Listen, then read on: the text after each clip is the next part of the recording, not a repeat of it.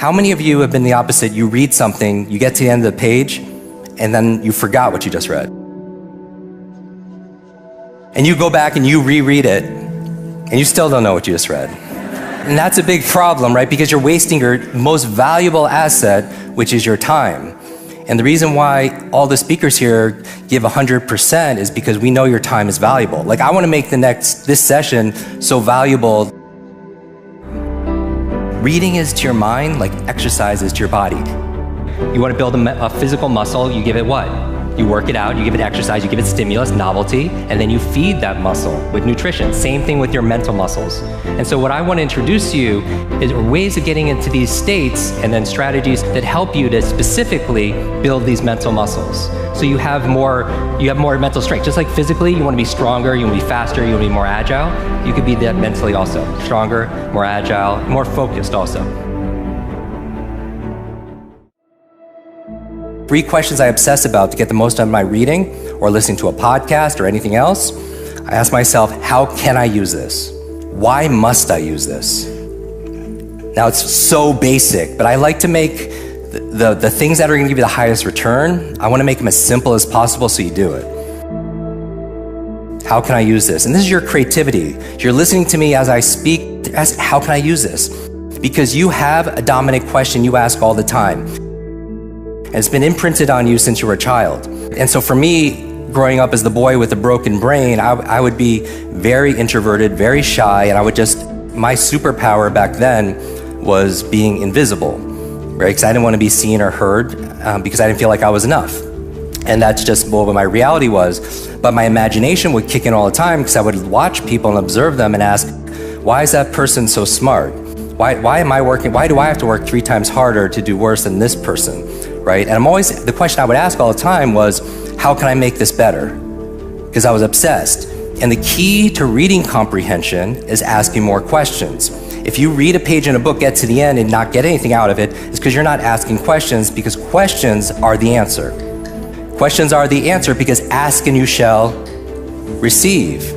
And so that's all thinking is. When you really break down functionally what thought and thinking is, when you're in a corner thinking to yourself, you're asking questions and then you're answering them. And you probably are like, is that true? Notice you had to ask a question to be able to think about that, right? And so on the right side, I'm thinking about questions like, how can I use this? And this is like, oh, there's one way I could use it, another way, another way. The second question I obsess about, why must I use this? Because here's the thing. The biggest lie in the personal development industry is that knowledge is power. It is. It's just you feel like you got points because you signed up for a seminar or a webinar, you bought a book and it sits on your shelf and it becomes shelf help instead of self-help because it just sits there, right? But it doesn't become, the truth is, what people don't tell you is all the podcasts, coaching, conferences, online programs, none of it works unless you work, right? Is that fair to say? Like you can't read a book on doing like push-ups and get benefit from that. It just doesn't work, right? So you have to do the work. I'm asking myself, how can I use this? And I'm coming up with all these ideas. That's the creativity part. And then I'm asking, why must I use this? Because if it's not a must, you're not going to do it because you have plenty of other things to do. Is that fair? Because there's a success formula, head, heart, hands. You could think about things in your mind, set goals in your head and affirmations, KPIs, your objectives. But if you're not acting with your hands and you're procrastinating, raise your hand if you ever procrastinated before. Right? All of us. If there's a gap between your head and your hands, check in with the second H, which is your heart. Right? The emotion. We do things emotionally. We are emotional creatures. We're not logical, we're biological. Dopamine, oxytocin, serotonin, endorphins, we're this chemical soup. And so we want to be able to activate that. So head, heart, hands, another way of putting it are our eyes. Information, that's good, great. But sometimes you can listen to a podcast, it's a lot of information, but there's no inspiration to use it. Fair? But sometimes you can listen to a speaker or learn something and it's inspiring, but you don't know what to do. So you have information, you have inspiration, and then you have implementation, where you're doing it. And I feel like when you get all 3 I's together, you have the most powerful I, which is integration. That's my goal for all of you, is that when you read something, you listen to something, you learn something, it becomes part of who you are. It's integrated here, here, and here. And then you have an alignment, and how it performs is it looks like magic to people.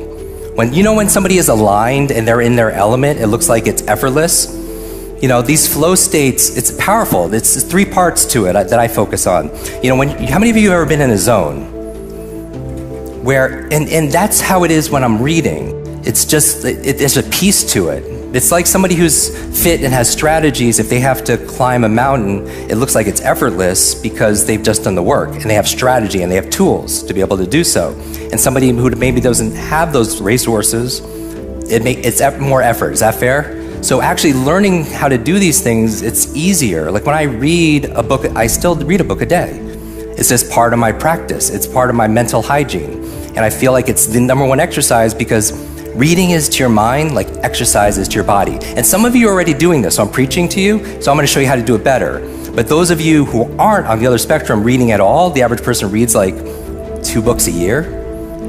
Now, if you're reading like more than that, that means somebody's reading a lot less, right? On the other side.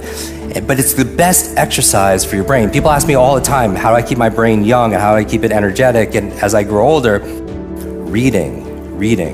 But the problem is a lot of people don't indulge in it because they're not good at it. And I wouldn't be playing a lot of golf if I was horrible at it all the time. But in psychology, they have something called the confidence-competence loop. That the more competent you get at something, the more confident you get at it.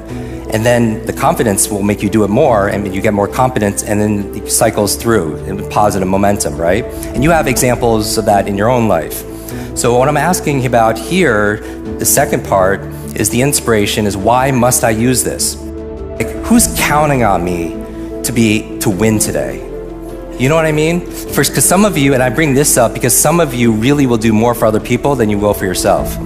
So knowing that about yourself, self-awareness is a superpower, then tap into that. You don't have to change it, tap into it. Who's counting on me to be at my best? And then you're more likely to do it. And the reason I know this is because when I was driven so much, it was really my family who I wanted to make proud. Like we all have our reasons, right? And one of my favorite books is Start With Why. It's a must-read book by Simon Sinek. And you want to start with your why because reasons reap results. Reasons reap results. And even remembering people's names, if you don't have a reason to remember their name, you don't. Like, how many of you have trouble remembering people's names? Raise your hand. See, this is the thing, you don't remember everyone's name, but you sure as heck don't forget everyone's name either, right? So there's always, genius leaves clues. You can write that down, genius leaves clues. There's always a method behind the magic. Find your motivation in your reading, because if you're not motivated, you're not gonna read very well. Is that fair? So 3 questions. How can I use this? Why must I use this? When will I use this?